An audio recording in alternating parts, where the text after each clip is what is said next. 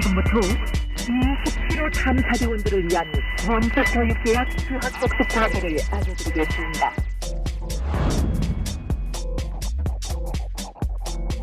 459페이지 35번, 913페이지 55번, 135페이지 86번, 257페이지 2번.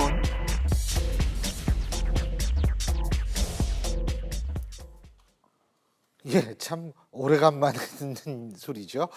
자, 오늘도 이것과 관련한 소식.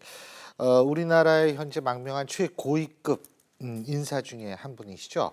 국정원 산하 국가안보전략연구원 고영환 부원장과 함께 얘기 나눠보겠습니다. 어서 오십시오. 안녕하십니까. 예, 참 16년 만이라고 그러는데 옛날에요. 네.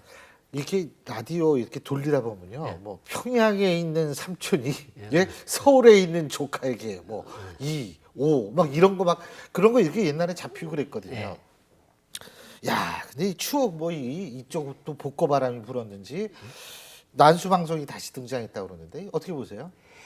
그 제가 대사관에 나가 있을 때 이 암호 해독 예, 그거를 이제 영어로 인코딩, 디코딩이라고 그러고 북한 말로 변신이라고 그러는데 그거를 제가 한 2년 정도 해봐서 예. 잘 좀 안다고 할 수 있는데 이게 어떻게 하는가 하면 제가 책을 하나 가지고 나왔는데 예를 들어서 그 북한하고 갖고 나오신 게 아니라 여기서 YTN에 있는 YTN의 책을 가지고 예. 나왔는데 평양하고 어떤 간첩하고 똑같은 책을 가지고 있습니다. 예. 그러면 20316 하면 그게 무슨 소린가 하면 20페이지 예, 세 번째 줄 예. 18번째 글자는 신, 그 다음에 몇 번째 글자는 율, 그 다음에 이렇게 하면 기분이 섬뜩하네요. 암, 예. 그 다음에 살, 예. 신율, 암살 이렇게 말이 나오는 거거든요. 무서워라. 예. 예, 그게 일반 변신이고요. 그 다음에 특수 변신이라는 게 뭐냐면 난수표를 양쪽이 가지고 있습니다. 예. 숫자가 어떤 의미를 가리켜요. 111번이면 예를 들어서 경리하는 수령님, 뭐 188이면 지뢰, 이런 식으로 서로 같은 번호를 가지고 있고 그거를 이제 서로 번호로 주고받는 거죠.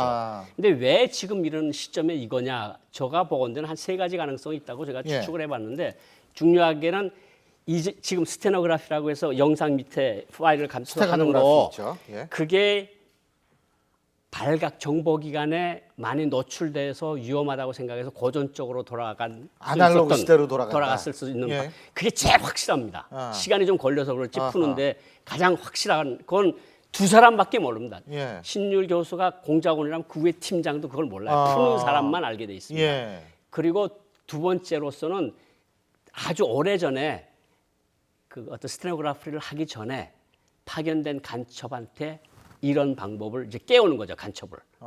그래서 한 15년, 20년 전에 들어온 사람은 여기 고정간첩처럼 있는 사람. 새로운 방법을 교육을 못 받았으니까 나이도 좀 있고. 나이도 좀 있고 그런 사람 50대, 60대 되는 어렵고. 사람한테 스테레오그래피는 그때 못 배웠고 그런 사람한테 숫자를 배워줘서 어떤 누구를 암살하라든가 뭐를 파괴하라든가 지령을 내릴 가능성이 있고 가장 적은 가능성은 역시 이런 방송을 함으로써 한국이 방송을 하면 많은 사람들이 그렇게 생각할 겁니다. 간첩이 공작원이 많구나.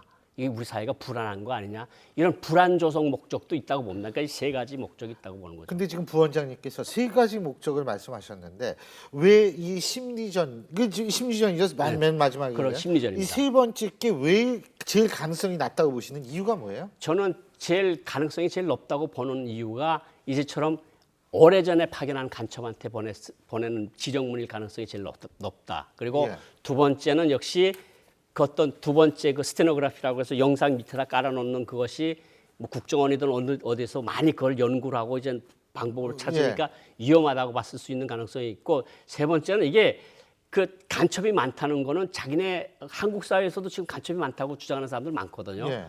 그런 주장을 동조하는 사람이 동조하니까 그게 좀 가능성이 좀 낮아 보인다 그거죠. 그렇지만 어쨌든 사람들은 일반 사람들은 야 간첩 정말 많은가 보다 서로 불신하고 남남 갈등을 일으키고 이런 목적은 분명히 있다고 보이는 거죠. 근데 남남 갈등 뭐 여러 가지 다 좋은데 근데 이거 이런 식으로 방송해 가지고 아까 부원장님께서도 말씀하셨지만 북한에 있는 그 특정 그 부서와 부서의 특정 사람과 남쪽에 있는 고정간첩 한 사람과 1대1밖에 모른다. 그렇죠. 그러면은 우리 정부는 뭐 어떻게 할 게 없겠네요. 근데 그거를 이제 저도 와서 그 이야기를 제가 뭐 디코딩, 인코딩을 해본 사람이니까 어떤 룰이 규칙 같은 게 있습니다. 그러니까 조금 시간이 좀 걸려서 그렇지 어느 정도 시간이 지나면 풀리긴 풀리거든요. 아. 그러니까 여기 또 전문가들이 전문 달라붙어 그것만 공부하는 사람이 있는 거죠. 아.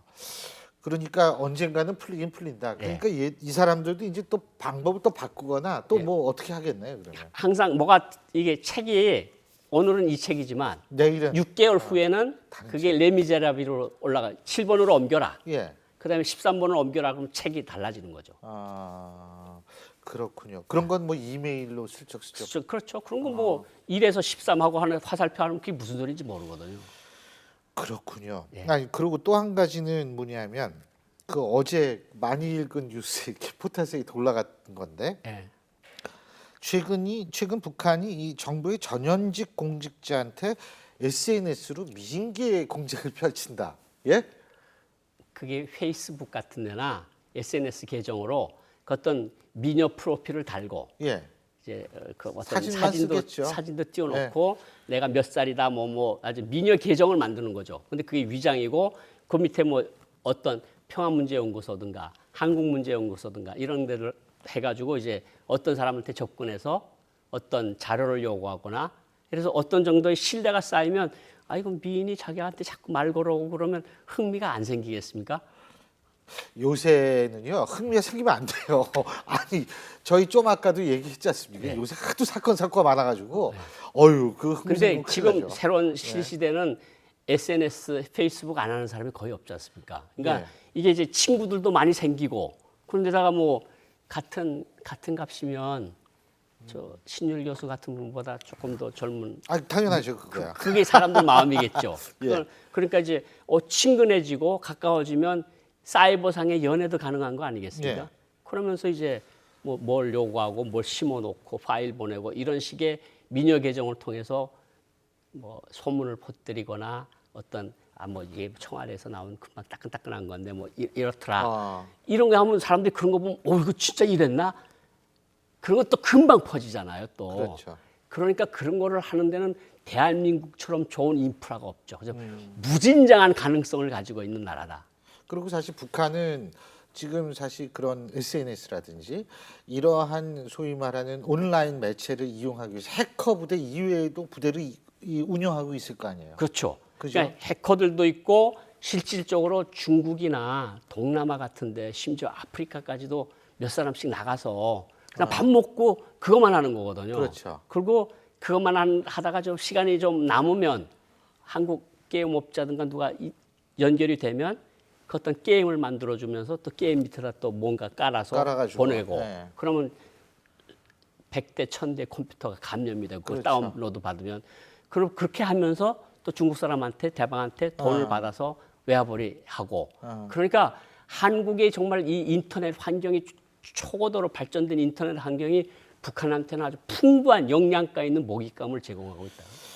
아, 그러니까 이건 결국은 그러니까 이게 항상 미모의 여성이든 미모의 여성이 아니든 간에 네. 모르는 사람이 접근하면 사실 조심해야 되는데. 조심해야 됩니다. 예, 저는 안 하거든요. SNS를. 예, 다행입니다.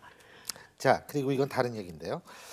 자, 북한 관영 매체 조선중앙 TV가 길이가 1m면 한 요 정도 될까요? 예. 요 정도 되겠죠? 예. 신형 무인기를 공개를 했는데 첫째, 왜 보여줬을까요? 그거를 2013년도에 김정은이가 예. 가서 보는 거를 보여줬는데 우리 부대에서 이제 여단급 연대급 부대에서 이렇게 날리는 예.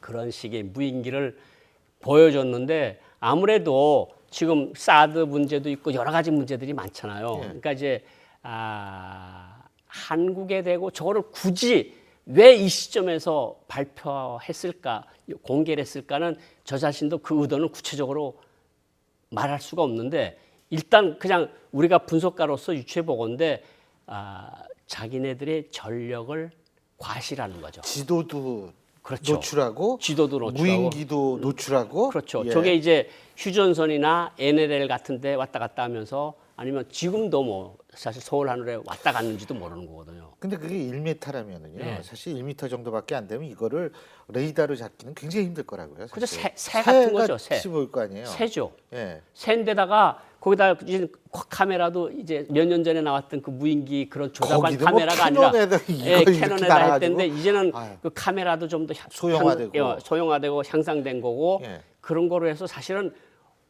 서울항공이나 경기도 이런 상공에 왔다 갔다 하는지를 그 누가 압니까? 그게 알 수가 조그만 없죠. 게 1m짜리가 날아서 다니고 그러는데 2시간씩 왔다 갔다 하는데 예. 그러니까 왜 이 시점에서 저것을 했을까는 의문이지만 어쨌든 북한은 전략 로켓도 있고 핵도 있고 뭐 부산도 깔 수 있는 거 있고 휴전선도 우리가 아무 때나 들어갈 수 있는 이런 것들 가지고 있다는 아마 공포감을 형성해 주려는 목적이 가장 큰 목적이 아니겠냐 이런 생각이 그 성능은 나름대로 되고요. 그죠? 그렇죠. 그러니까 이게 근데 2013 무기 년이니까 탑재 3년 가능성 됐거든. 어떻게 보세요? 예를 들면 제일 우리가 두려워하는 게 생물 화학무기 아니겠어요? 그렇죠. 그러니까 저게 저걸 가지고 있다는 거는 조금 더 큰 것도 충분히 가지고 있을 거라는 예. 소리고 저게다가 폭발물을 적재해서 똘쿨 수도 있는 거고 예. 저게 자폭으로 될 수 있는 거고 솔직히 생물 무기로 팔당댐에다 갖다가 뭘 갖다 뿌려 놓으면 1,000만, 2,000만이 마시는 수돗물이 글쎄요. 위험할 수도 있고 그러니까 저 사람들이 계속 저 사람들한테서 북한 사람들한테서 찾아보는 것이 뭐냐면 꾸준히 끊임없이 뭔가 새로운 것을 발명해내고 새로운 도발을 생각해내고 새로운 무기를 만들어 참 그 처절함은 대단하다. 아이고, 자 마지막으로 한 가지만 더 여쭤볼게요. 김정일의 사망 이후에 김정일이 유언의 내용이 공개됐다고 하는데 네. 김정은의 상속을 강조한 유언이다. 첫째, 이거 믿을 수 있어요, 이거?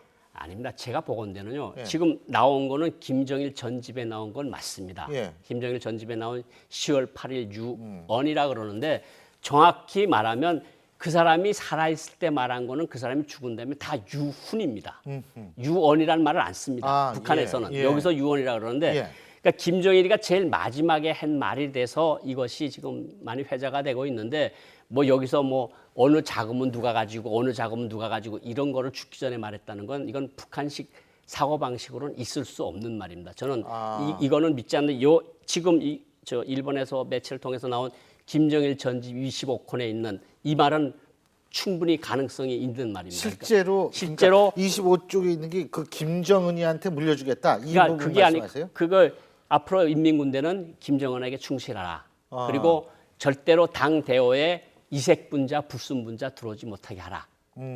이런 거는 장성택이도 그 이름으로 처형됐죠. 그러니까 장성택이 처형할 때도 예, 그 예. 죄를 뒤집어 씌웠거든요. 그러니까 자꾸 우리가 지금 김정일이 유언이라 그래서 자꾸 찾아보는데 자기가 죽기 전에 죽을 걸 어떻게 알았겠습니까? 그 그렇겠죠. 사람이. 그리고 당연하죠. 유언이라는 거는 여기 말이고 김정일이가 살아있을 때 말은 다 유훈입니다. 유훈을 집행하는 데서 자기한테 필요한 거를 뽑아가지고 지금 북한 주민들한테 교육을 시킨다는 거죠. 알겠습니다. 유언이라 유훈이군요. 유훈입니다. 참 거기는 용어도 복잡해요. 오늘 말씀 여기까지 듣죠. 고맙습니다.